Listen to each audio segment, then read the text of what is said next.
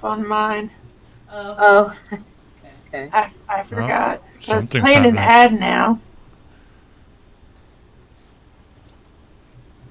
Maybe just nod your head when we're live on mine. Yep. Okay, we're live. Hi, everybody. I This forgot. is Lola with Very Good Entertainment. I am here with my Meet Taco Bell's wonderful and latest gorgeous friend, front to traditional Sorcerer fried chicken Zero. values. And Hi.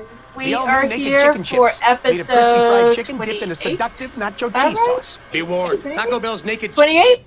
28. We are going to talk beer and British entertainment. Okay. But first, beer, because we all need beer, we all want beer, we all love beer. So, Linda, let's start with you. What do you Can you have? start that again because the ad came on?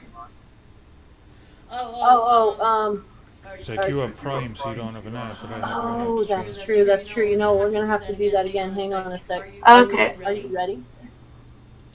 Yeah. Maybe I should Twitch Prime. Click on Twitch Prime. How do I? It's not just you, but Che doesn't have it, so Oh. and Che's the one recording. That's okay. Oh, okay. All right, go ahead and start again. He's ready. All right. All right. Yeah. Okay. Hi, everybody. This is Lola Laracy with Very Good Entertainment, where we talk about beer, good, and entertainment. And beer is good, and entertainment is good. And the entertainment is British, and the beer can be British or American or Canadian or Brazil. We don't care as long as it's good. And I am here with my wonderful and gorgeous friend, Sorcerer Zero. Sorcerer Zero, how are you doing tonight? I'm doing pretty good. I'm ready for beer, and I've been indulging in British entertainment. Okay, now, before we start, when Che tries to get some of your beer, you're going to do the hand swat, right? The flick? The flick, yes. The flick, heard around the world, when he tries to get your beer. We saw Melania do it. The hand flick. So it's the beer and the hand flick. Hand flick. It's so simple. It's just like the tiniest little movement, but everyone sees it. All right, so let us know, what are you drinking? Well, I decided to go dessert first because I have the whole working day ahead of me. So, Oh, dear. Oh, that's so good. Southern Tears creme brulee Oh, that is so good. and Imperial Milk Stout. And according to, oh my goodness, It's heavy. this is 10%. It I was will actually knock you down. Okay, I was avoiding the wake and bake because I thought it'd be too strong, and I picked the 10%er. Well, with me, though, that puts me to sleep. I mean, I have to lay down with that stuff. Well, I'm lucky. I had a good pasta, big thick pasta lunch. So you'll definitely go to sleep. You'll be on air snoozing. Nice. Isn't that pretty? Hardly any head, but it's a thick beer, so we kind of understand. Beautiful, huh? That is gorgeous. It's so. I see my face in it. That's how like thick it is, and Yeah. opaque. Oh man, That's this really nice. It doesn't smell is good. creamy Ah, caramel, like a burnt caramel, it just is. like it's Well, supposed to. creme brulee, just Yeah. like the caramelized part on the top. It's heaven. Oh yeah. Oh, it's actually pretty roasty. Mm-hmm. I'm surprised. Well, with all that ABV, it should be. This is definitely it's a thick, rich stout with lots of lactose overtones and a thick, roasty caramel flood. But I get the hops. That's weird. You do. You do get a little bit. Like the hop bitterness reminds me of not chocolate, but that like a vanilla bite. Yeah. Almost It's like not- a burnt type. Yeah, like a burnt vanilla, just like the caramelized sugar. Yeah. It is. Oh, this is the best dessert beer I've ever tried, ever. isn't it? Ever. And I'm really jealous that you can get the 12-ounce bottles. Well, they used to not have it. It used to only come in bombers. And if you go out to a restaurant, like if I go to a gastropub and get it, Yeah. they'll charge $14 for a glass. I kid you not. Okay, you know what? I can accept that. Okay. Sitting at a pub, if I'm going to a place where I'm going to be paying high prices anyway, That's true. I'm just going to bite the bullet and pay the price if that's what I want for dessert. That is absolutely true. I mean, if you're there and they have it, because it's very rare that I mean, that's the only time I see it on tap is when I'm at a particular gastropub. Yeah. So if they have it, if I can get it on tap, then yeah, it's kind of worth it. I agree. $14 seems ridiculous, but it is listed as a dessert beer. And it is. And it's it high is ABV. really spectacular. So it's so good. It's kind of worth the price. Kind of is. Especially for me. I know there are a lot of people that would not pay that much for beer ever. Well, but those people drink Millers, so those people, yeah, they drink they pay $2 for a beer on happy hour Wednesdays or whatever. I figure if I'm gonna pay $14 for a glass of really excellent wine, you know what? If I know the beer is worth it, I'm willing to pay the price. That is a good point. And they are expensive beers. I mean, even retail, you're going to pay $10, $12, I can't remember, for a bomber. So, I mean, even if you buy it yourself, it's still expensive. That's right. And I'd never seen the 12 ounces like that until recently. I was happy about that because me trying to drink a whole bomber of that stuff, that's asking for trouble. Yeah, I mean, I have the 12-ounce bottle, and I have our wonderful producer to share it with. Yeah. And, I mean, when I can, I'll get you more because it's that good. And their chocolate is also good, too. Have you ever had their chocolate? I've had the chocolate. Okay. It's good, but not as good as good as that. That is the best. I get so excited when I have that. I'm like, oh. Anything of theirs that says Blackwater series, you know is going to be good. It's like, oh, mommy. Yeah. And this would go with any cream dessert from anywhere from lemon meringue all the way down to it would not overwhelm me to have creme brulee with creme brulee. It would be good. Or like flan, maybe a flan, something like that. Yeah, a flan with a super thick caramel syrup over it. It'd be just fine. That would be so perfect. Oh my God. I think I would, what I would do, I would have the flan and I would pour the creme brulee over it. And then eat the flan with the creme brulee on it, and I'd be like, pour a little more. Oh, you know, I should actually, after I get some more, I should actually attempt to make that into some ice cream, maybe. Or thicken it up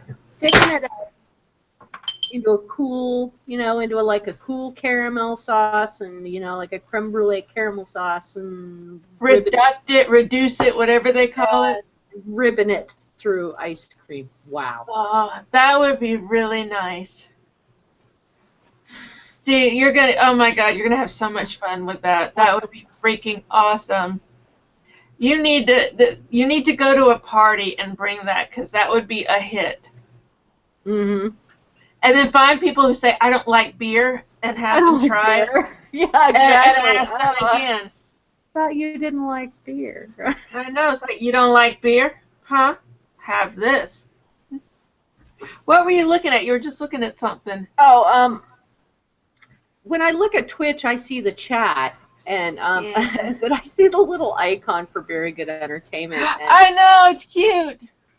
And since we are Very Good Entertainment, like it startles me. Like, yeah. Is that a different person? Oh no, that's us. Who else is here? We're Very Good Entertainment. Who is pretending to be us? Nobody's pretending to be us.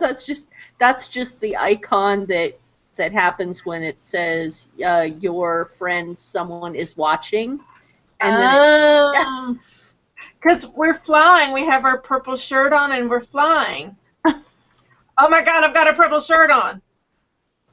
And I'm flying! Oh my God, I'm our icon! And I have sort of the same color hair. Hers is a little more red than mine. I think you look nicer, though. Thank you, I appreciate that. I'm flying. I'm very good entertainment. I actually look like a sugar glider. I only come out at night. How about your beer? What are you? Well, I'm going to get started. We're going to see how I do. I cannot drink this whole thing. I can't. All right, I have got Heavy Seas Siren Noir. Hold up a little bit. Oh my goodness. That's a nice label. Yeah, and I thought it might work with the British comics because, like, we've got League of Extraordinary Gentlemen. So Yeah. we've got seafaring comics and stuff. So it kind of worked. You know, they're going to the New World and all that stuff. This lady looks really crazed. Can you see her? Yeah, half her face looks like she's really angry. Half her face looks like it's drenched in blood. And then the other half looks like she doesn't know she's human. That's weird. Maybe she's not. If it's like a seafaring, Oh. maybe she's a really angry mermaid. And Well, she's a siren. That makes sense. Okay. somebody just came along and speared her brother. She's really pissed. angry. She decided, Aquaman. well, forget this. I'm going to go and brew a beer. Because that's what you do when your mermaid brother has been speared by some heartless human, right? Right. And she's also pissed because her other brother, Aquaman, has his own damn movie. Oh my goodness. And she's like, when the F do I get my own damn movie? Look at me. I could be on a marquee. I could be on a poster. Don't you want to see me in IMAX? Don't you want to see me in IMAX? Aquawoman. Me, 2018. So this is her trying to get into the business. She's got her beer now. She's going to take some meetings with some Hollywood folks. So this is 9.5% ABV. So I'm on my way. My voyage is, on afloat. It's an imperial stout brewed with chocolate and aged in bourbon barrels. So I'm going to be floating away down the river. Bourbon barrels. Oh, bourbon barrel aged stuff is beautiful. Bourbon and stuff. Uncharted waters. Oh, it's got a nice little story on the back. I love it when they have little stories on the back. It makes it feel so special. And it says something about Clean Water Fund. So we'll have to look that up and see what Clean Water Fund is. I don't know if that's something they use or something they benefit. I don't know what that is. Let's see. Well, while you're opening it, I can read it off the website. Oh, it's on the back. It says, a portion of the proceeds from each case of beer we sell goes to helpcleanwater.org, a national organization dedicated to protecting the quality of water we drink. Well, that's nice. Yeah. Well, apparently Flint, Michigan probably needs them. Yeah, that would probably be a lot for them to try to contribute to. That's probably a lot. I don't even know where this place is out of. Maybe, can you look it up and see where it's out of? I might have put the link on the show notes. And I have Heavy Seas Brewing up. I'm just looking at it.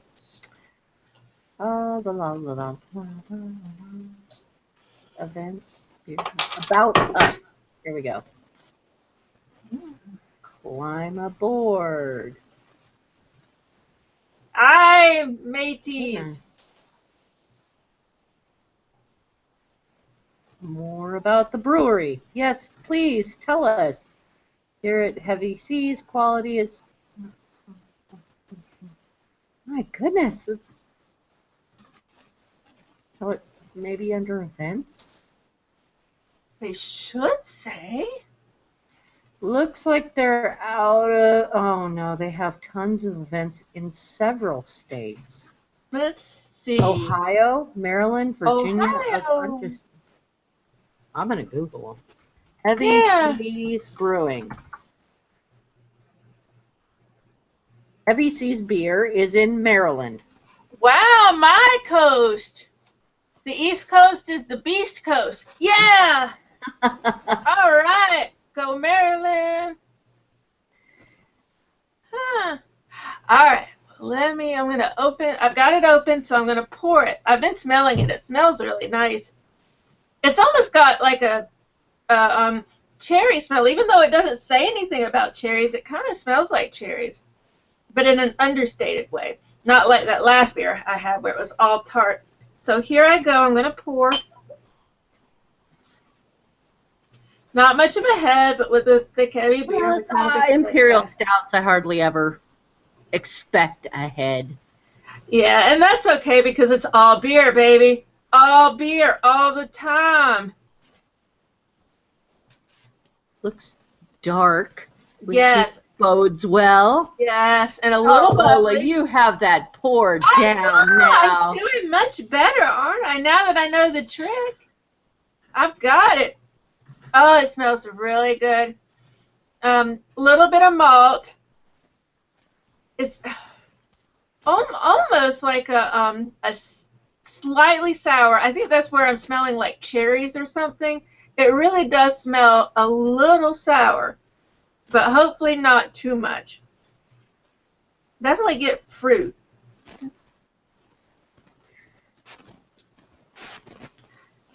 It almost tastes hoppy almost. Well, the only hops used is Brewer's Gold, which shouldn't be too intrusive. I definitely get the hops. It definitely has that kind of mealy taste, like the thickness. I definitely get that. I would like a little bit more malt because, I like malty beers. So it's a little thinner than I would like, but I'm getting the chocolate. I'm getting solid chocolate. I mean, like a baker's thing of chocolate in my mouth. So that's good. Oh, dark, rich, earthy chocolate. That's exactly what it's like. Not sweet, just the kind of chocolate where you're like, ooh, that's dank. It's some dank chocolate. And it's bubbly, so I can kind of feel the bubbles. Once again, a little thinner than I would like. Is this with a stout? You expect sort of a thickness, more of a presence. This doesn't quite have the presence I would prefer, but it's still good. Trust me, it's still good. I'm not sure I would spend $10 on it again, but it's good. I like the chocolate. I'm not going to complain. Would you try another Heavy Seas beer? Probably. Because, I mean, it's a good choice. I'll probably give it like a 4 on Untapped. I'm getting the fruit again. It really tastes like there's some kind of cherry or something. And it says it pairs well with fresh berries, whipped cream, and ice cream sandwiches. And it does say the Brewer's Gold hops contribute an earthy spiciness with notes of black currant. Maybe it's the black currant. That must be the hops that you're tasting. Dark fruit, yeah, and it says fig here too, notes of fig and raisin. And a lot of times I like dark fruit beer. Don't get me wrong, I really do. I love figs and raisins and all that stuff. But this, I would like more malt. This has a little bit. It has lots of malt, but I think what you're looking for is some of the lighter malts to be included because it says they have a mix of dark malts. Okay. But maybe the dark malts are not giving you the presence that you really would like. It's a little more bitter than I would like. I think that's it. And I don't know if it's the hops contributing to that or the dark malts, but it definitely is.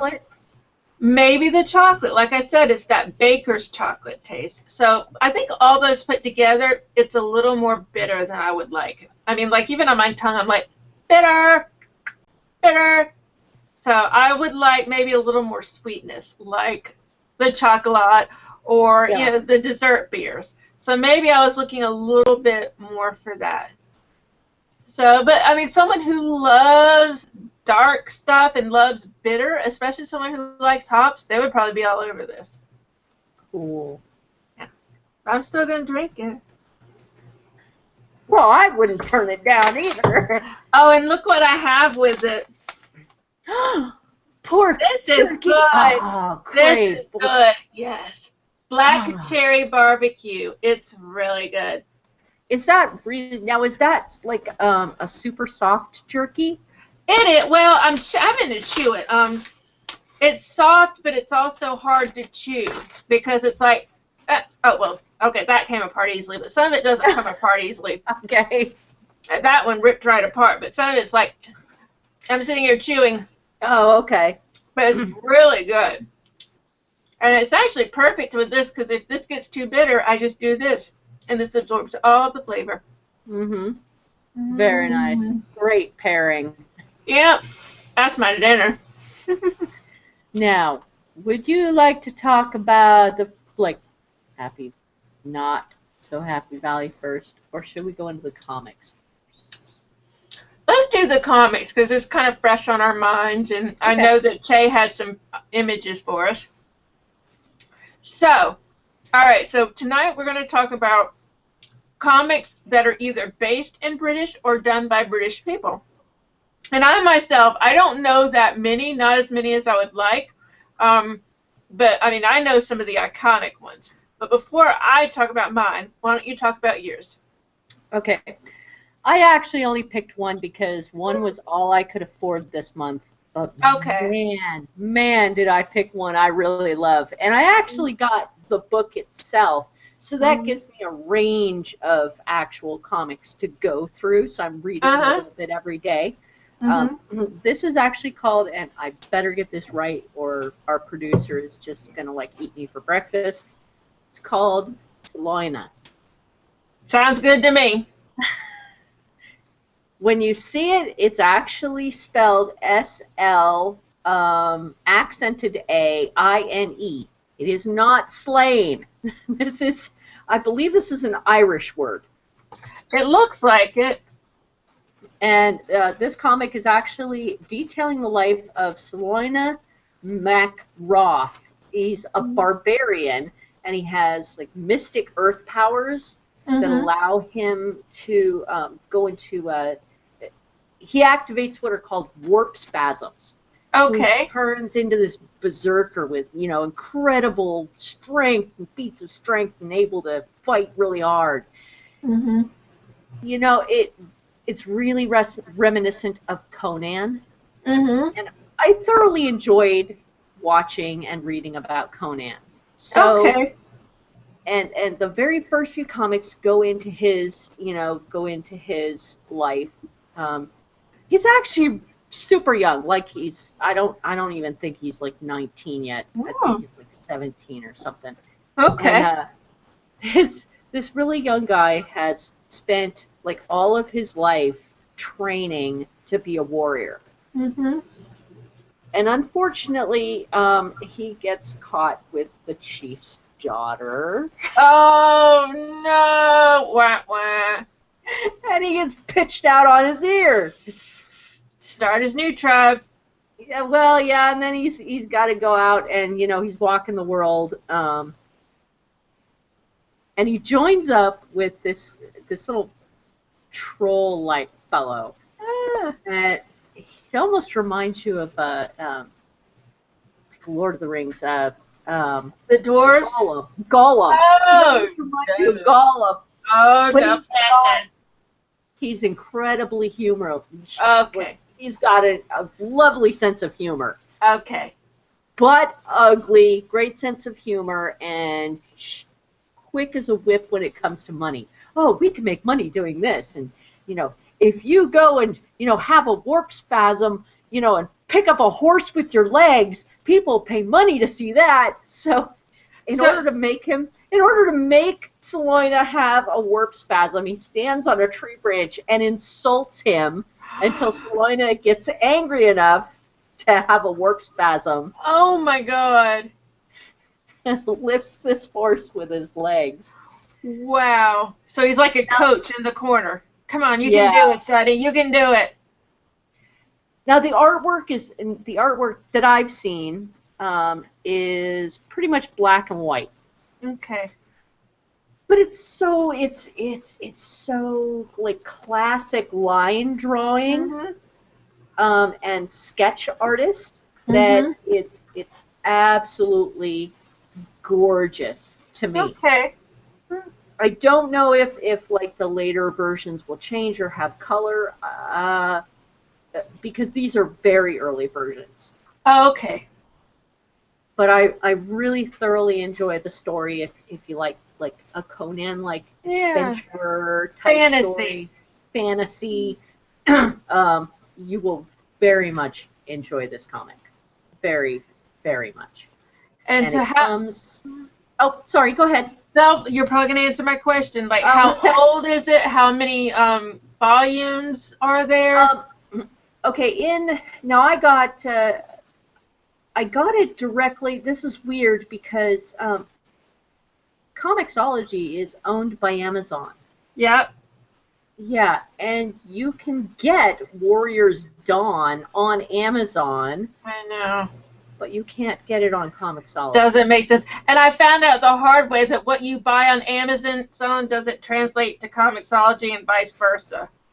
Now, if you get this on the original site, which is shop.2000ad.com, okay, and I put the link in our show notes. Okay. If you get it from the original site, if you get a CBZ, okay, you can actually use that. In a comic app. Now I got what's called M Comics, MCOMIX. Totally free. You know.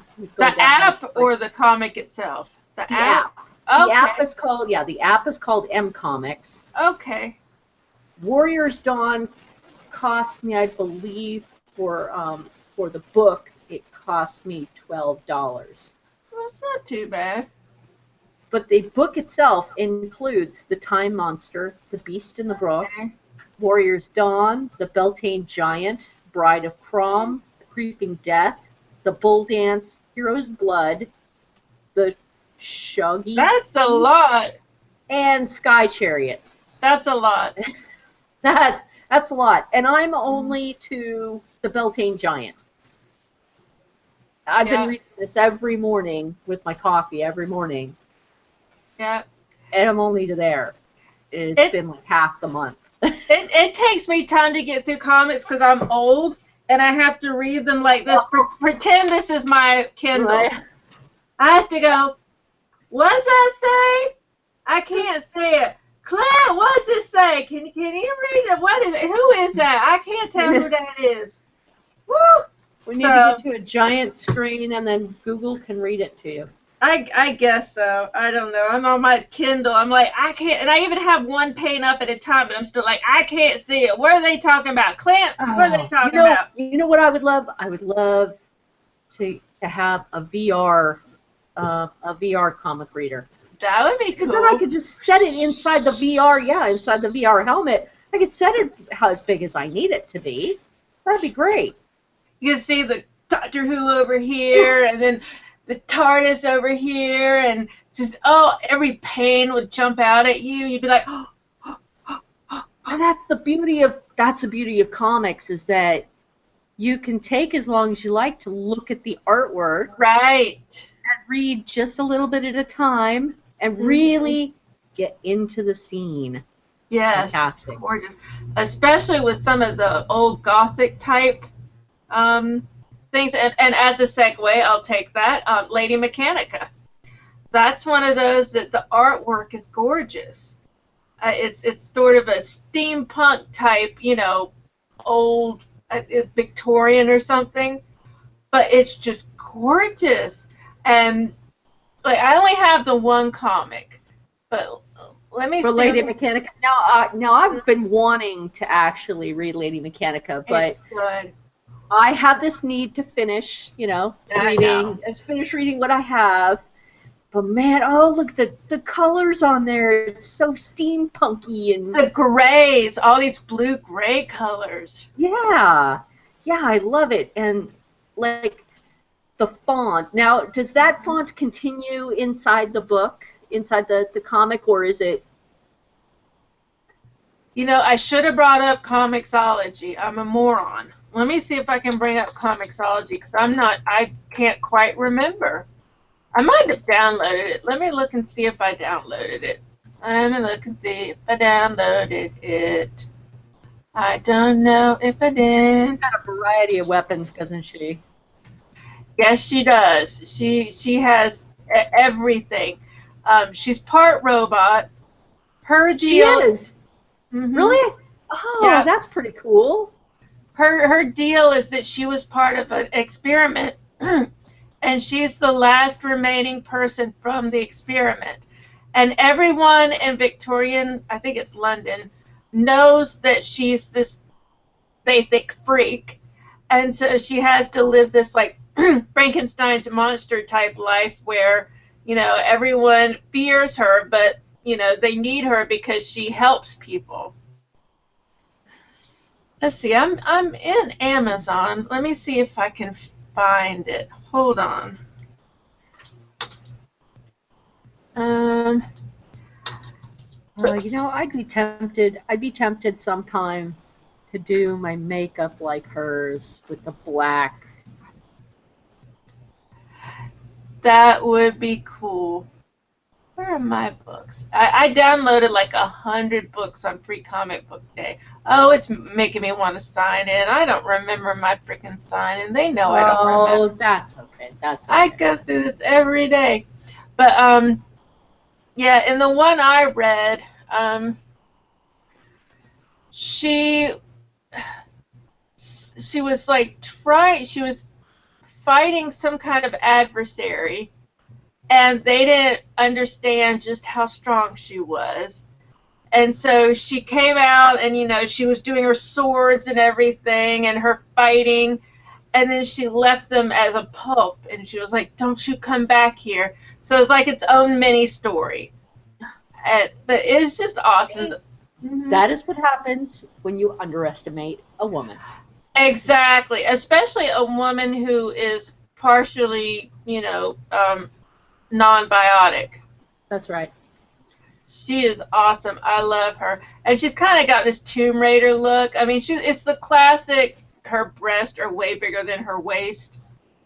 So Well, I mean, as long as there's a storyline, I think there, I can forgive, the exposed midriff and.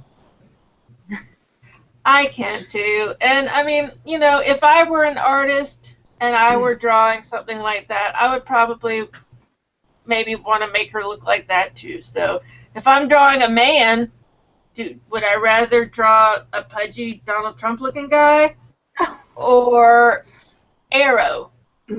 Yeah, I'd rather draw Arrow. or Luke So, Cage. or Luke Cage, exactly. So I try to keep it in perspective. It's like they draw what they want. Um, but I'm on the guy's website, Joe Benitez. His last name is Benitez, and the first name is Joe. So it's joebenitez.com. And I'm seeing the description of the comics and the images. They're gorgeous. Now, I don't know if the guy is English, but I picked it because it takes place in England. So I figured, you know, it's still got the sort of foggy London, you know, vibe and everything. And it looks like some of the actual art covers are very like De los Muertes. Well, yeah, sort of that Mexican Day of the Dead type thing. So there's probably Yeah, very intricate. definitely, and I'm on his website, and he says he is American born, but I would imagine probably South American inspired or Central American inspired. But yeah, it's gorgeous artwork. I'm not sure if he does the artwork or someone else does. I should have done a little bit more research. It says free downloads, though. I'd like to see what these free downloads. Oh, another thing is he owns it. The website says it's a creator-owned comic book series. Oh, I like that. I know. So I love indie. right, and well known. He's, he made it. He's all of our dreams. He made it. Mr. Hard Worker, you've impressed me. Right. And the description says she's been dubbed Lady Mechanica by the tabloids.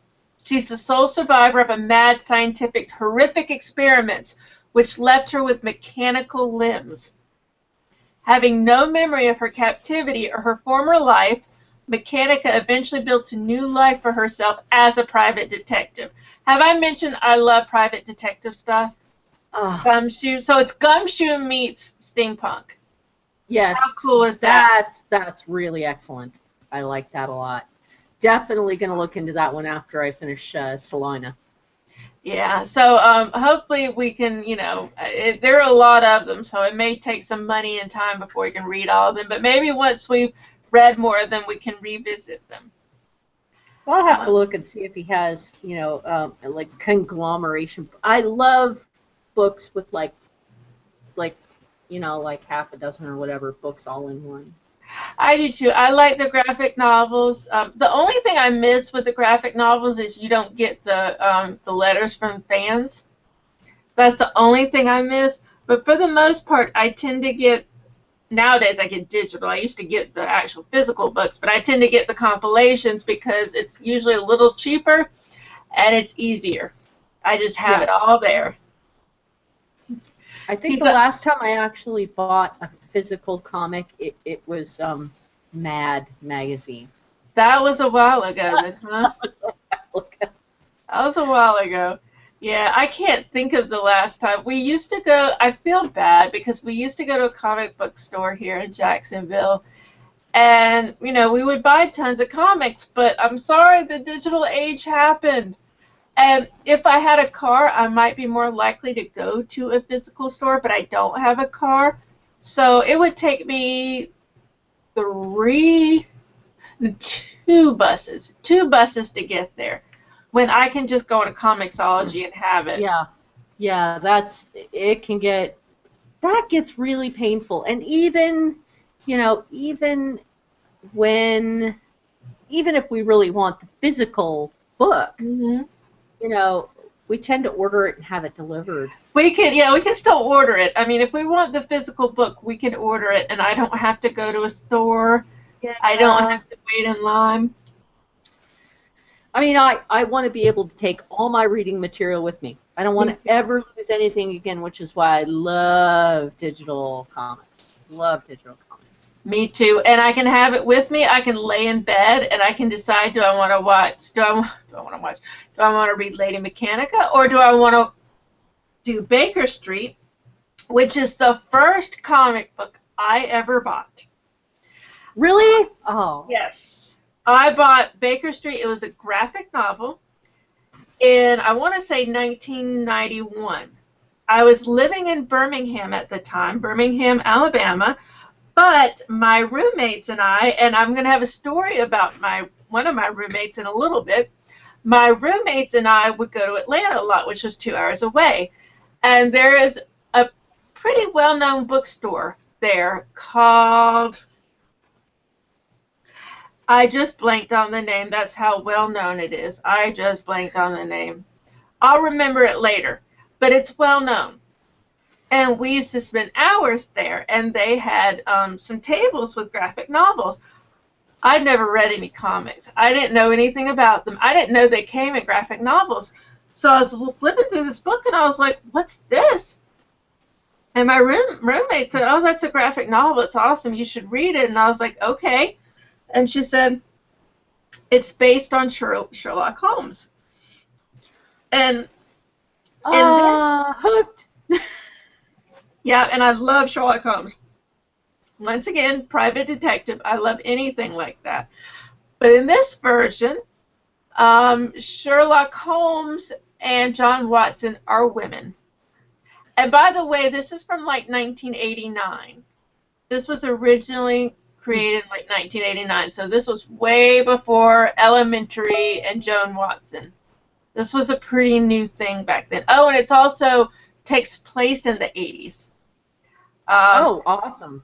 Yes, it does. They're punks. So they're at the center of England's punk movement in London, and a very underground type thing.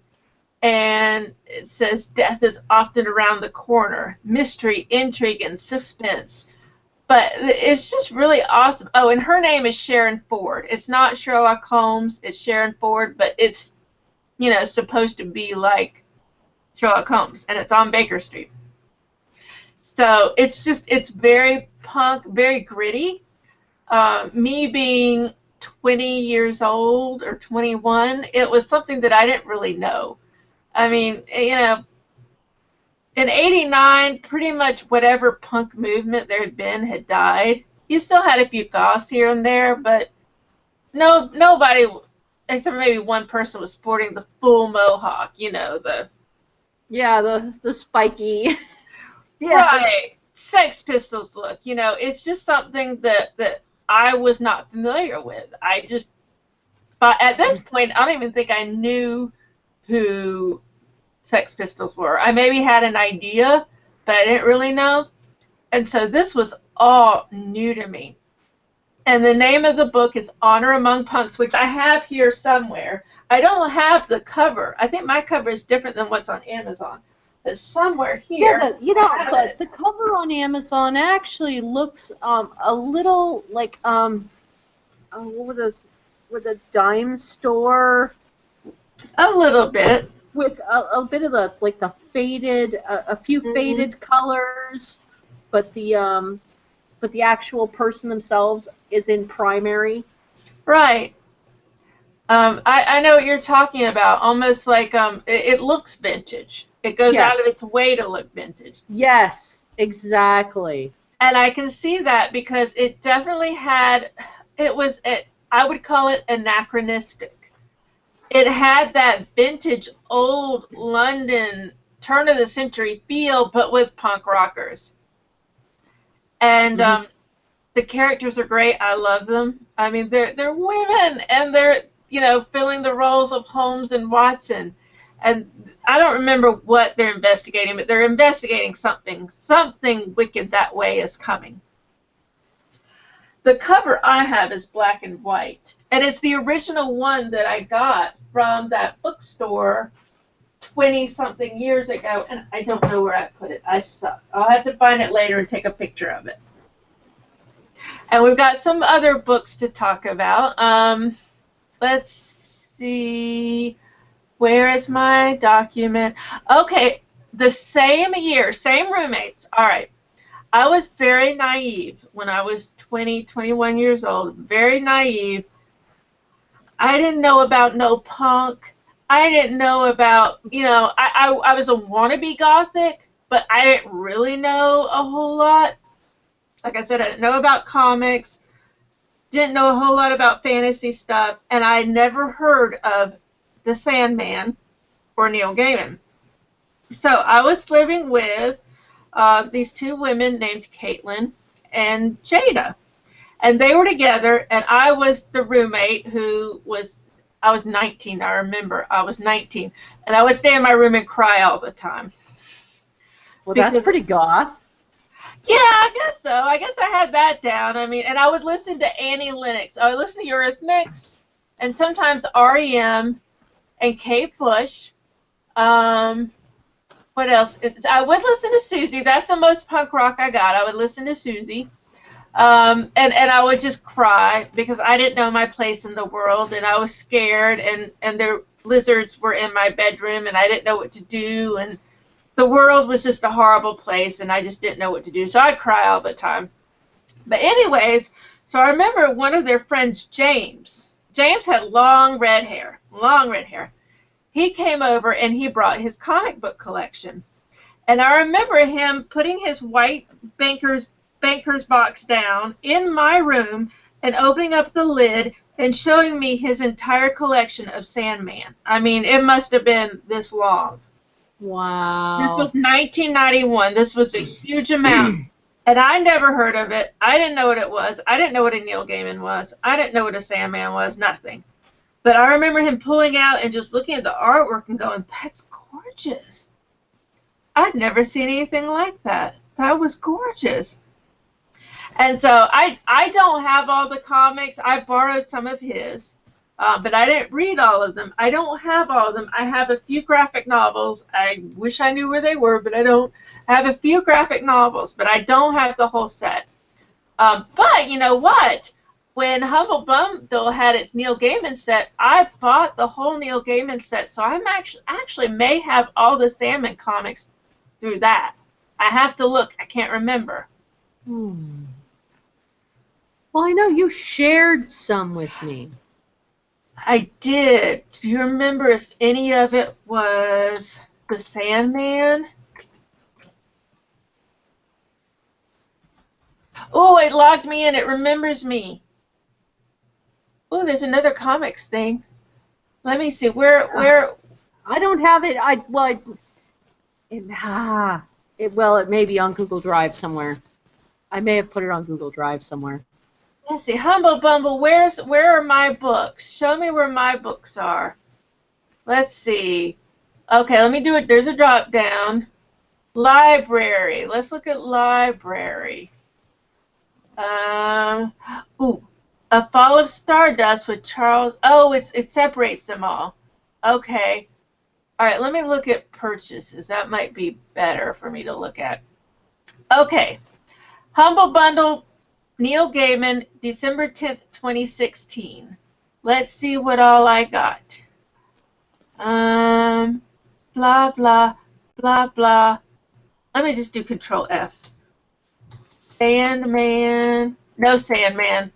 So I guess I didn't get Sandman. That probably would have been a lot more than $15. So Probably. Neil Gaiman's pretty hefty. well, not to mention, I mean, the entire Super Sandman. I don't know how big it would be, but it was probably like several books, several graphic novels. I would imagine. One day I'll get them, just like one day I'll travel. One day I'll add on to my house. One day I'll finish my second book. There's a lot of one days in my life. Not 2 day, one day. One day we'll wind up collecting that entire comic that we've been waiting to collect since 1982. Yep. I don't know. One day I will actually finish getting Animal Man. What's Animal Man? Like, Animal Man is not British, and it was so dorky. But if you like it, that's all that matters. That's all that matters. Animal Man is literally just a guy who can talk to animals. Aww, that sounds cute. It was cute. I really liked it. Really liked it. Well, if you like it and you want it, get it. Well, my story about Sandman is, like I said, I was living with a woman named Caitlin and her wife, Jada. Well, there's a whole thing with that. We won't go into that. But during all this, she was writing her first novel. And I would sit there and kind of she would bounce novels off of me. Bounce ideas off of me and stuff. And, I would just sit there and listen to her and everything. It was a nice way to pass time. And apparently I wasn't going to college at this point because I seemed to be at the apartment all the time. So, years later, after I'd moved out of the apartment, she sold that first novel.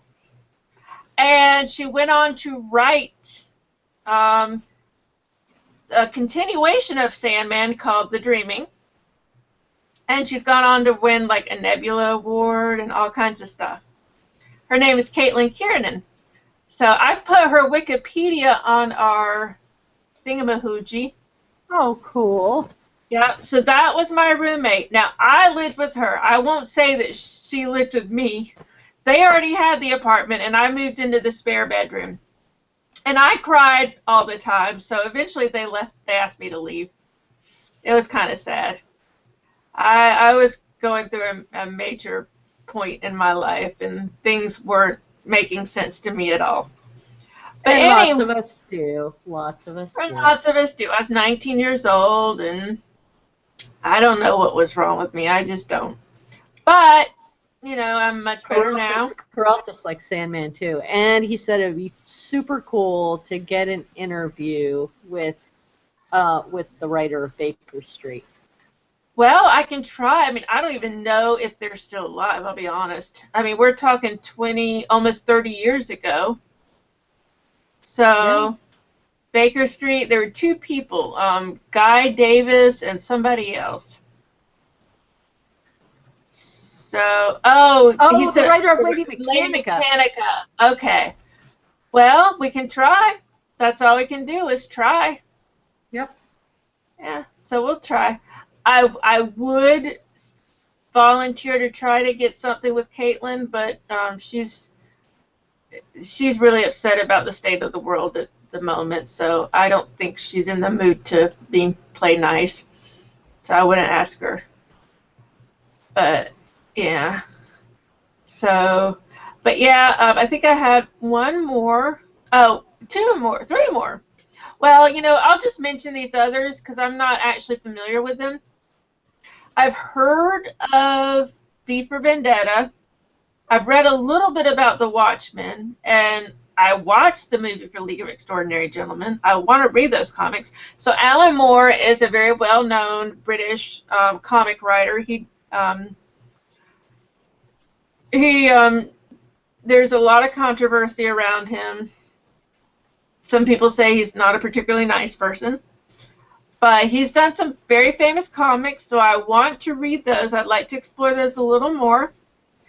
And another one, there's an American comic book writer named Greg Rucka. He does a lot for DC, but he did a series called Queen and Country, and that is set in Britain. And it's about, I want to say, MI6 agents, something like that. So it kind of has that intrigue thing going on. And then another thing that will be familiar to a lot of people, the Kingsman. That's actually the basis for the movie series The Kingsman, which is having its second outing come out very soon. And it's by Mark Miller, and it's about sort of a Secret Service type society that works for British royalty. And it's almost like a James Bond type thing, but they're not quite James Bond. So I want to read those. So it's not completely sanctioned, but they do get paid. What do you mean? Is it like a Secret Service type of organization? Well, yeah, they're sanctioned, kind of like our Secret Service, but this is more like MI6 in that you don't talk about it. You don't let people know Secret Service. Yeah, they're secret agents basically. Yeah, so it's secret with a K. Well, yeah, I mean, it's. I do that when I say that when you're not really supposed to know about them.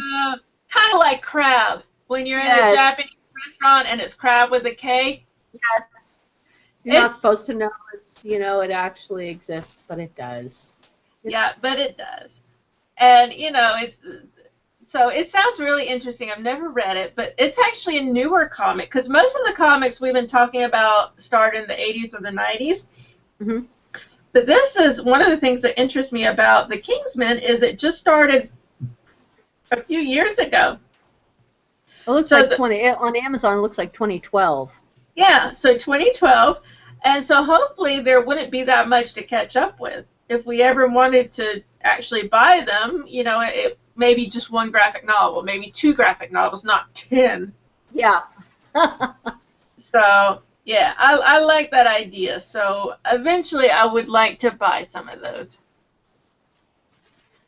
On the list, behind everything.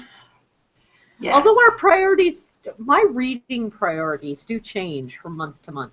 Yeah, mine too. So sometimes, what used to be like way down on the list is all of a sudden like top of the list this month. Depending on my mood. Like now that we're talking about British comics, I'm like, oh, I'm going to get that now, as opposed to last month, something else would have been top of my list. So I need to renew my library card. It's so hard for me to get to a library. There's not a library within a decent distance from my house.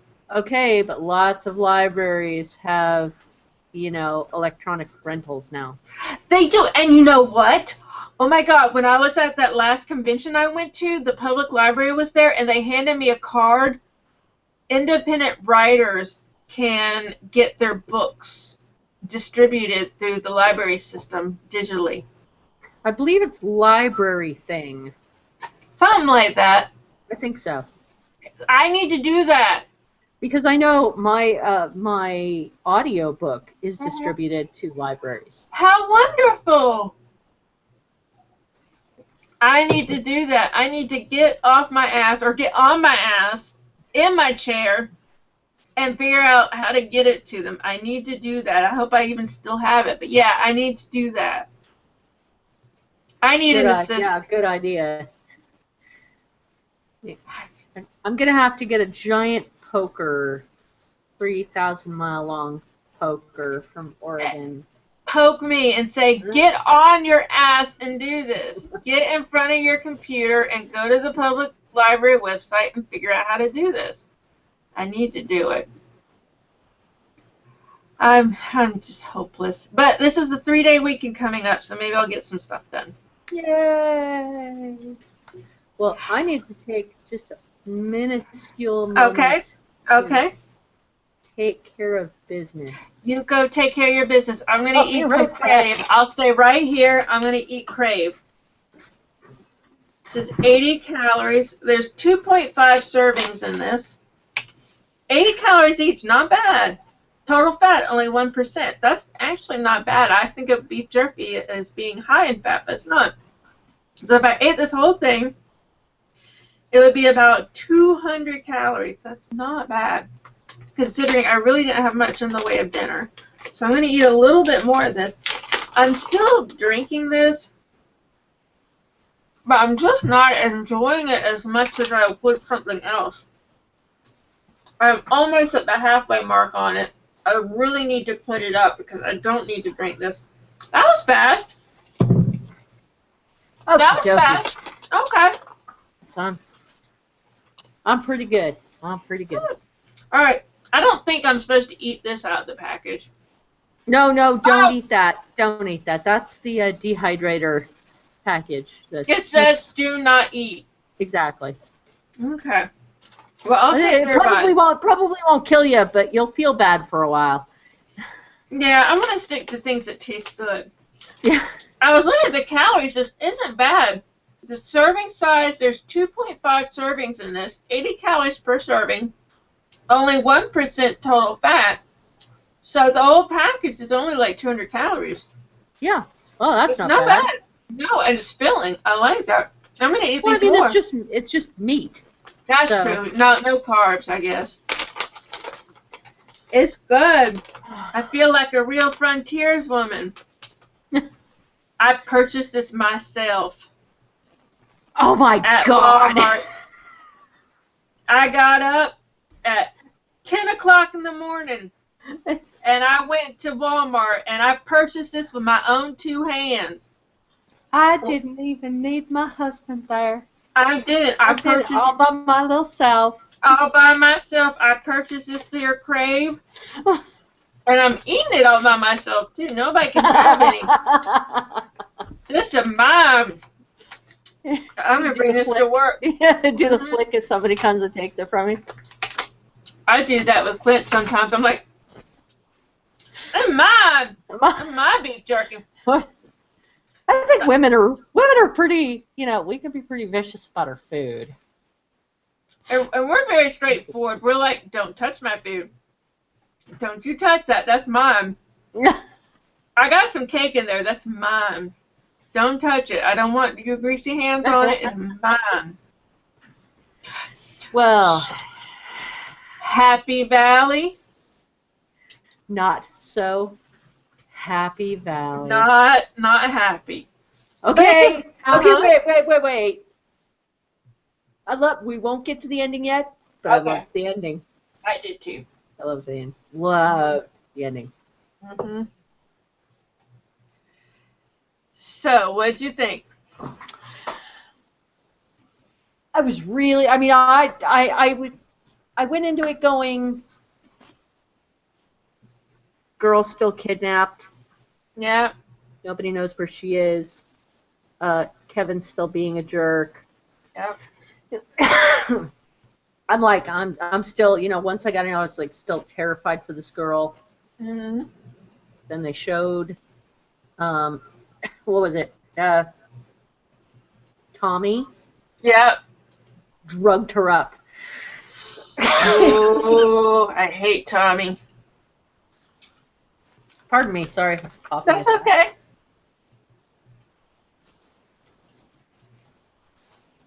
Yes, this is water, not beer. I've got my little only drink, so I'm drinking this in addition to my beer. Now he said he just gave her smack, Yeah. but this girl is way whacked out. See, I don't know anything about smack.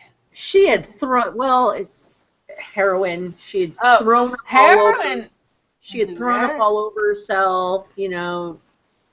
Well, think it though. She's dehydrated. She probably hasn't been eating well. She has all kinds of problems. So anything could probably throw her over the edge.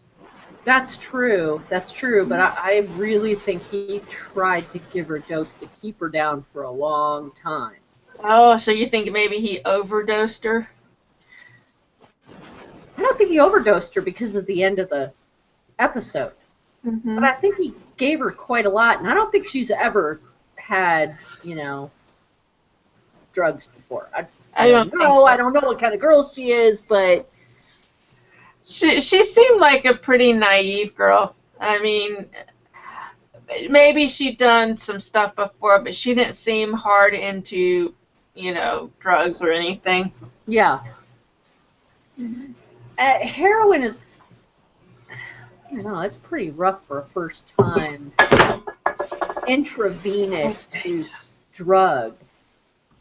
I would say so. That would whack someone to hell and back. It's like, what the hell is happening to me? I see stars. That would be really bad. We also saw where Tommy was supposed to be living. Yeah, with the mother, the crack-addled mother. She's been snorting something up her nose. Lynn. Was that? Yeah. No, that's not. Is that his mother? I thought it was his mother, but I could have been wrong. I don't know. I really have no idea. Because obviously Catherine had seen her before. Yeah. Maybe I think I just assumed it was his mother because he gave her address as his address and he kept coming back. Yeah, that's what he registered when he got out of jail. That's where he was supposed to be living out of. Yeah. I mean, it's a pretty big breakage of the rules to not be living where you say you're supposed to be living. That is, you're supposed to be like accessible anytime they need you. Yeah. Kevin's still a jerk. I still want to smack Kevin. Oh my god, and that actor is on so many things, and he always plays a squirrely little bastard in everything he does. His latest plan is to try to get out of it by, saying somebody told him something and he didn't know anything about it. Yeah, he's just going to say, oh, I know who they are, and it's going to be his word against theirs. And they're going to say, oh, he's the one who brought them to our attention. He's going to say, no. Yeah, that's not going to work out well. Yeah, no, it's not, because Catherine had seen him before, and he was acting really freaking weird. And he came. Remember that. And he came to their, to the police station, days ago, and was, I need to tell you something. And they're going to be able to find, they'll probably find fibers or something of his. I mean, they're going to be able to trace him to it. Plus, he'll break in a second. Look at him. He's a Yeah, I know. squirrely little bastard. He'll break in a second. A little weasel. He is a little weasel. That's his spirit animal, weasel. Oh yeah, Tommy and the kid. Do you think? Do you think the grandkid could be Tommy's son? Oh, I know he is. Because the whole reason that the grandfather won't see him is because he's a product of rape. He reminds the grandfather of the daughter's suicide. And the daughter, part of the reason the daughter committed suicide is because she was raped by Tommy Lee Royce. So yeah, he's definitely the grandson. But is that the only guy she was seeing at the time, I wonder? You know what? They don't really say. It's always implied that Tommy Lee is the father. I mean, I guess there's always a possibility there's another man in the life. But I get the sense that Catherine believes that he's the father. So I don't think the court would even... Well, I don't know. I mean, it could create a very interesting complication if he was. But, because of the end of the episode, I don't think he'd be allowed near a kid. I hope not, because he's a criminal. He is a full-on criminal. And I hope to God that even if he is proven to be the father, that they consider him unfit and he's never allowed any visitation privileges. Yep. Here's the unhappy part, the not so happy Valley part. Tommy gets paid a miserable 10 grand. 10 grand. 10 grand to kill the girl. 10. Apparently it's enough because he wants to do other things to her. I think that's his bonus. Like, he leans down to her and like he's saying, "Oh, you know, I was paid to pull you off, but you know, I'm gonna have some fun with you first." Like, I was like, oh God, I'm nauseated now. It just makes me gross. Like, if the writers of the show wanted to disgust me, they got it. It worked. They got it right. And you know, this is such, you know, it's small town in northern England, and you think, oh, how cute. It's going to be like Coronation Street or something. No, it's not. It's not Coronation Street. There's nothing cute. No, nothing happy-go-lucky. This is a very... Catherine's been harping about this guy the entire time, and nobody listens. Nobody listens. Well, I He's think going to do something bad. But I think she's just starting to put together that he is involved with the kidnapping, because she found out about the kidnapping, which was an awesome scene, by the way. That was just a greatly played scene where the mother finally broke down about the kidnapping. And I think it was the sister, Catherine's sister, who said something like, "Didn't you say that when you went to Tommy Lee's place that there was blood and, you know, knickers on the floor?" And it's really the sister who starts to put together that Tommy Lee is involved in this kidnapping. Okay, but wait, it wasn't Tommy Lee's place. It was the other guy's place. Oh, it's the other guy. That's right. That's right. Somebody saw Tommy Lee in there. That's right. You're right. Okay. I knew there was there was something with Tommy Lee and that place, though. Something that brought it all together. Yeah, so she sees all that, and then I don't remember why she went into what's-her-face's, like, is it her work or a school or something? When she went in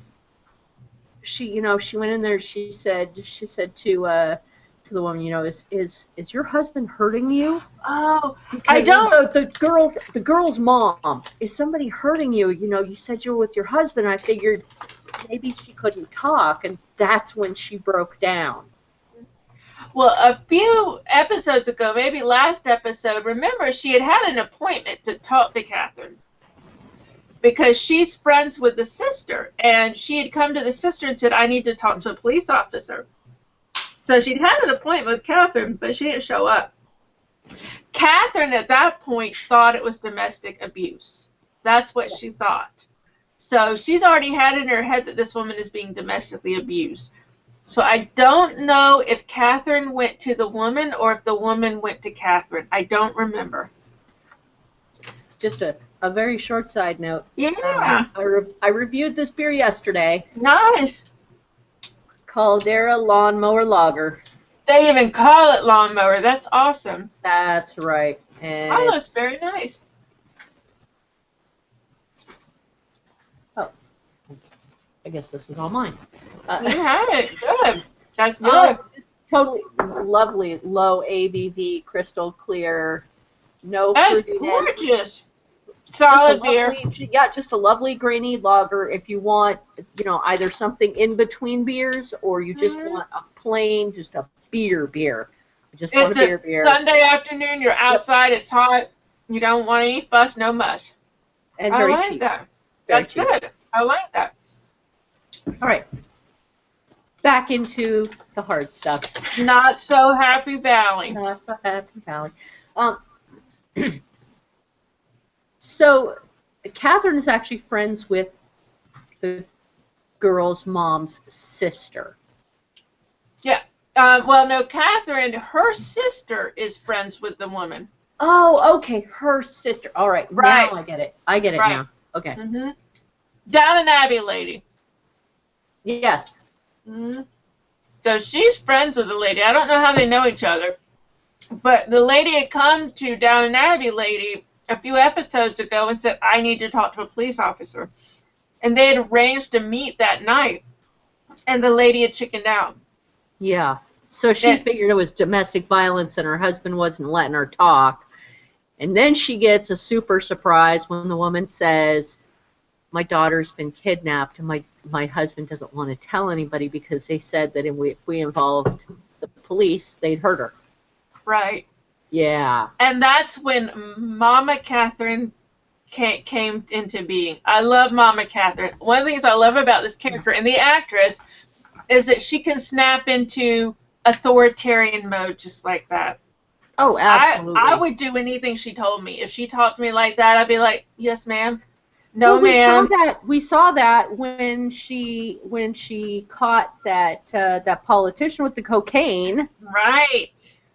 That's a whole nother story. I'm really pissed about that. But we saw her authoritarian mode right there. Mm-hmm. So yeah, I would totally take confidence in this woman. Look, let me take charge. Let me take charge. I can call the right people, and we can get your daughter back. Right. Okay. All right. I'm putting my life and my daughter's life in your hands, and I would do it.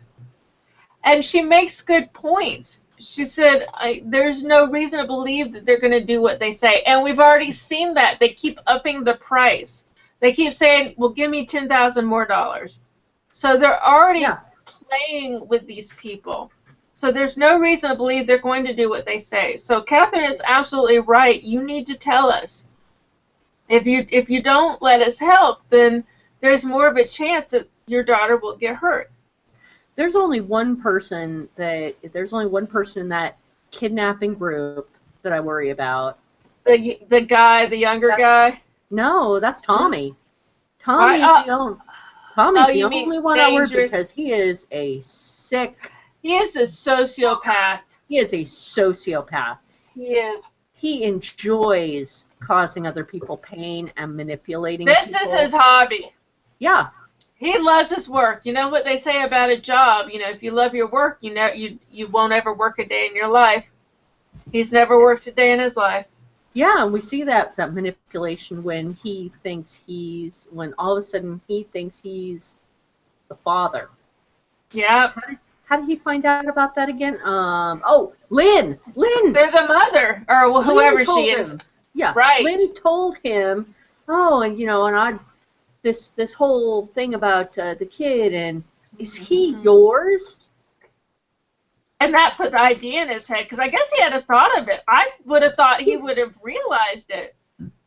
Yeah, that he had raped this woman. Of course, if he were drunk, he may not have remembered that he raped her. He may have no idea. But he was definitely accused of it. So I guess he knew. I guess he was aware of her. Even though that's not why he went to jail, was it? He went to jail for theft. Yeah, he went to jail for theft, but Catherine had accused him of raping her daughter. Yes. Because she committed suicide over it. Yes. So he's been accused, but that was never proven. So now, all of a sudden, it clicks in his head, and he follows Catherine. Well, he followed her to the kid's school until she picked her grandson up from school, and then starts telling the kid, "I'm your dad." And man, everything in me, everything, and you can see in the show notes, I am just like, kick his ass. I know. How dare he? Never. I felt so violent. Like, I understand. I wanted her to rip his skin off and eat it. I understand. Just like when she looked at Lynn and said, "Don't you ever talk about my grandson with Tommy Lee Royce. Don't you ever talk about them." Yeah. That's how I felt. But it was too late. It was too late. She'd already set it in motion. And the sister actually puts it together. The sister is the one who is freaking out going, "We could never prove that it was rape. He's going to try to get custody. He's going to be able to get rights because he is his father." Yeah. So she's the one who realized we're fucked. Yep. And then Lynn went a little too far in that moment. Yeah. Just like, what was it? I can't remember exactly what she said because I was still so angry. I know. I was like, "Lynn, shut up!" I just wanted to smack her in her crack-addled face. That's what I wanted to do. I hated her. And then she went a little too far and she said like that stupid thing he's got in the basement. Yes! She let something slip. And Catherine went, "Bing! Basement. What? What has he got? There's some dog or something he's taking care of for someone." And right then, like it was a hallelujah. I was like, "Oh my God. Oh my God, she's gonna find out. She's gonna find out." She starts going over, and I'm like, "Yes, yes, break the lock off that door." She doesn't even hesitate. The only thing the only thing I'm disappointed in is, what are you supposed to do before you take action on anything if you're a police person? I don't know what. You're supposed to call in. Yeah, she didn't call her back up. Even if you're off duty, you're supposed to, if you're taking action on something, you're supposed to call in and tell people what you're doing. Even if you intend on disobeying an order to stop, you're supposed to tell them what you're doing. Right. And she didn't. She went rogue. Yeah, it's padlocked. What good he thought that was going to do, I don't know. No.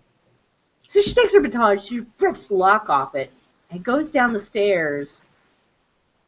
And I'm like screaming at the monitor. I'm like, "Go get her! Go get her! Save her! Save her!" Exactly. And she found her. I was like, tears coming down my eyes. Like, thank God, she's safe. And then Tommy walked in. That son of a bitch. Yeah, you just you just want Catherine to take out her spleen on him. Right. Just bang him on the head. This episode is so horrifying and satisfying at the same time because we can't do this to the rapists. No, we can't go after them.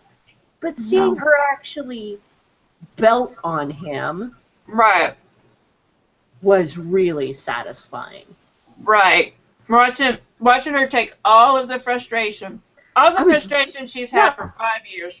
I was really hoping she would kill him. I wanted to see his broken, dying body on the floor. But what was amazing was the girl. Yeah. I instantly fell in love with this girl because the I only know. thing was she had Catherine had managed to undo one of her hands and her Mhm. mouth Yeah. before Tommy attacked her, Right. and she manages to get herself free Right. and helps Catherine. She Mhm. doesn't just run off, She's you know, not like a damsel. like Yeah. a victim, you know, like literally go away, you know, just get out of the situation. You Yeah. could forgive her for doing that. Yeah. But Or just laying there. Yeah. she, um, what was it she picked up? Was it a vase or a brick or I can't it was remember. something? And belts Tommy over the back of the head with it. Mm-hmm. You know, and I'm like jumping up and down, yelling, "Yeah, you Teamwork! Teamwork! Yeah. Teamwork! Mm-hmm. Grabs Catherine and starts hauling her up the stairs. Still doesn't just leave. I know. What a She woman. helps the woman. Catherine up the stairs. Catherine's She- just beat down. Blood. Yes. More than she was before. So much more than Right. she was before. Right. And the scene ends with Catherine getting her into the vehicle. Mm-hmm. And her face just like, And she falls to the street. right. It's like, you can't end it there. Yeah, I don't know if Tommy's dead. I don't know if is Catherine okay? Is this girl, I mean, all she said is we need an ambulance, and she falls to the floor. We don't know. She's passed out in the street. You know, the police are coming around to help her. We don't know. Was this the last act she ever did? If so, And- it was a heroic act. Did Lynn just run away? Probably. If I were Lynn, I would run away. Yeah. She needs to get away from Tommy Lee. And I looked her up. She has a different last name, but that doesn't really mean anything. The character's last name is Dewhurst. So it still doesn't let me know whether that's his mother or not, but for whatever That's true. reason, We don't really know. not unless we can find a wiki or something. I looked on Wikipedia, but it doesn't give us any idea about who she is. So I don't know. If she's not his mother, I don't understand why the hell she's letting him there unless he gets her drugs. Maybe that's it. It's possible. I mean, Lynn isn't completely stupid or completely out of her wits. Because No. when Tommy wants to use her basement, Tommy says, you know, I'll give you 100 to use the basement. She says 200 up front. So she's a collaborator, definitely. I mean, Yeah. she's not a bystander. She's complicit in this. So, and she knows it's not Well, his car. okay. Well, I don't know if she knew that the girl was being kept Yeah. there. She might have thought it was a dog, but she sounded awfully nervous. I don't know what it is. Some kind of dog or something. And why would a man pay $200 to keep a dog in a basement? Yeah, that's true. That doesn't make any sense. He can keep it. Nobody's gonna pay that much money to keep someone else's dog. No, not in somebody's basement, for goodness sake. No. So she had to know it was fishy, and she knows that he's a criminal. Yes, she absolutely knows he's a criminal. Right. So she had to know it was fishy. I don't think she was supposed to be legally responsible for him. Yeah. I guess not. But, you know, Catherine kept questioning her pretty closely, far past the point where I would have gone, look, I'm not legally responsible for him. He comes and Right. goes, he does as he wants. This is just where he Right. lives. Right. But that lady was so addled that I think Catherine knew that she could push her. Yeah, that's very true. I think Catherine knew that the lady had no legal responsibility, but she got the sense that the lady was thrown off, so she was going to push her as much as she could. Yeah. And eventually she did screw up. She did, and that was right of Catherine. I mean, maybe it wasn't very nice, but it got what she wanted. Um, I think that in any situation where somebody is kidnapped, Mm-hmm. uh, pushing somebody like that is entirely appropriate. Right. And I don't think Catherine did anything illegal because the woman at any point could have said, "Get out of my house," but I don't think she did. No, she had probable cause to search Mm-hmm. Yeah. because it was proven Tommy had been in the other place, and there, was blood and a pair of knickers and stuff there. If Tommy lived in this place, keeping something in the basement, that's probable cause right there. That has Right. got to be probable cause. Now, I don't know if we're actually going to see any court case or whatever, but I can imagine that's got to be a precedent right there. I would think so. I would imagine the lady would be complicit somehow because it was in her house. But the questions we still have are, is Kevin going to be considered complicit? And is Catherine going to catch the other guy that was actually in charge? That son of a bitch, that's right. That We all asshole know. would always call. We all know the young guy is going to be, he's just too dumb. Yeah. I feel bad for him, and I want to smack him at the same time. Right. At least he was attempting to be kind to the girl, but he's just too dumb not to be caught. Can't imagine, and maybe he'll turn evidence or something. That's what I'm hoping. He's the weak link. He's the one who would crack first, and hopefully he will crack and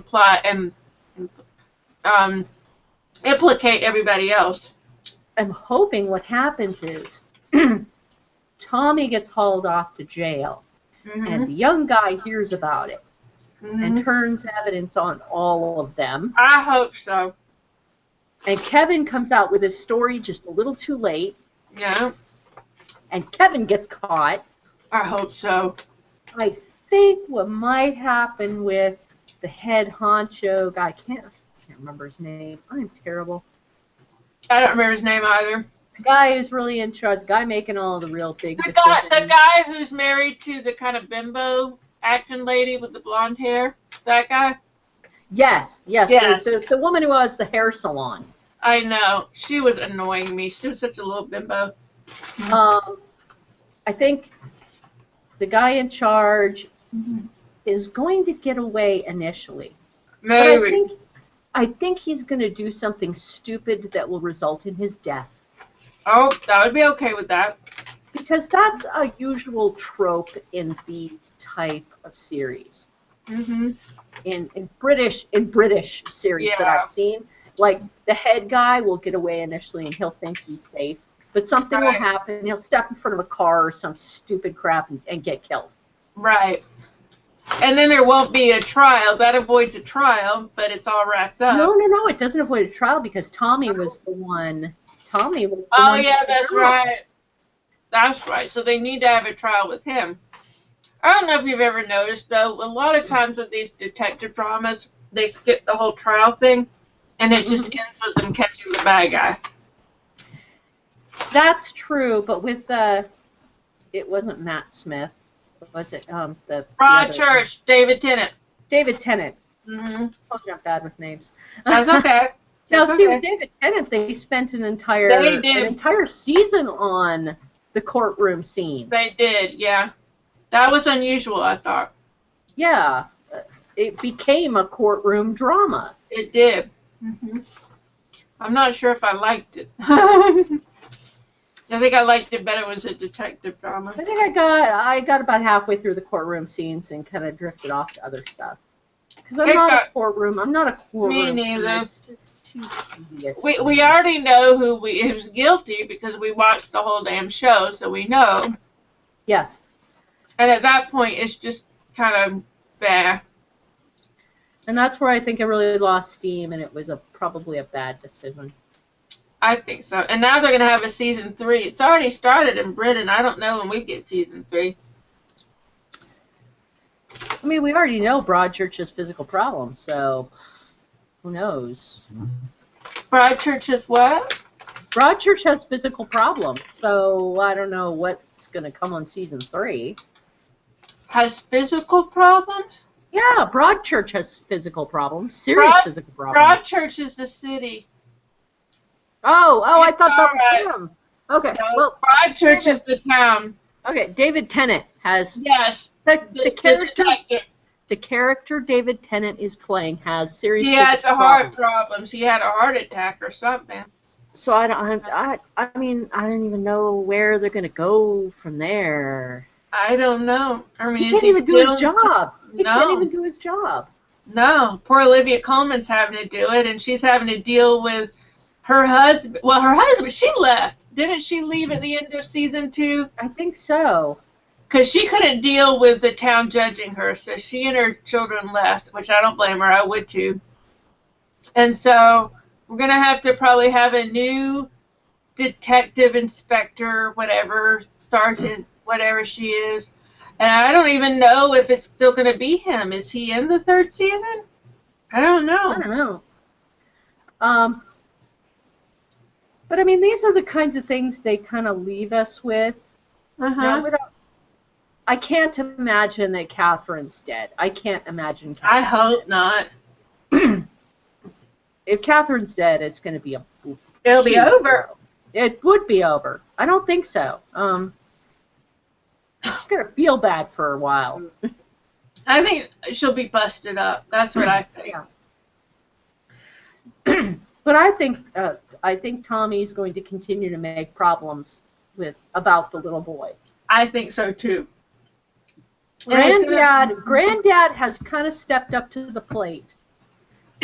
He came and played football with him. He came and played football I missed with that. him. I'm glad.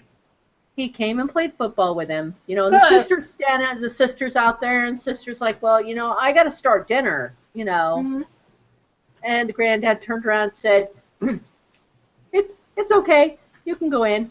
Good. I'm here. Good. I'm Like glad it was it's about time. it was like a statement of I'm here. I accept my position as his grandfather. I'm not going away. You can trust me. Yeah. So I'm glad. I'm That's glad the he right stepped thing up. to do. I am Yep. too. It's not his daughter's fault she got raped. It's not Ryan's fault.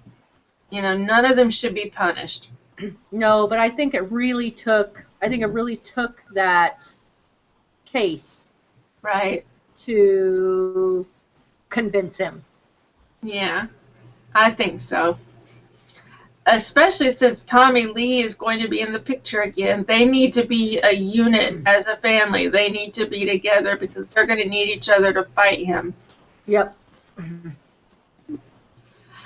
All right. Oh man, that was an emotional roller coaster. That was very emotional. My heart's broke. Oh my God, when she looked back in her cop car and she saw her daughter, that just broke my heart. Okay, and right in the beginning, right? Mm-hmm. You know, she complains to her supervisor. You know, her supervisor looks at her and says, "You okay?" Mm-hmm. She says, "I'm fine." And I'm Yeah. like, "Yeah, No, you're she's fine not. now." I was like, "You're fine. You just wait Flick until of the wrist. You just wait until the hallucinations start, lady." Right. Yeah. And she's they not- did. She starts seeing, her daughter instead of the younger policewoman. It's horrible. Yeah. I mean, she's going through so much grief. She already feels responsible a little bit for the police officer's death because the police officer was trying to impress her. So she feels responsible for that. And then this is bringing up all the memories of her daughter. Exactly. So that's what she's singing in her Right. panic attacks. Right. It's horrible and it's heartbreaking. It is. It's heartbreaking. So Okay. you gotta hope she doesn't have to suffer too much. We all know that if Catherine's still alive, she's Mhm. gonna continue to suffer. It's, you know, Part they of what named, makes it it. yeah, they named it Happy Valley, and it isn't supposed to be. It's not happy You're at gonna have to all. rename. You're gonna have to rename the town. Miserable Valley.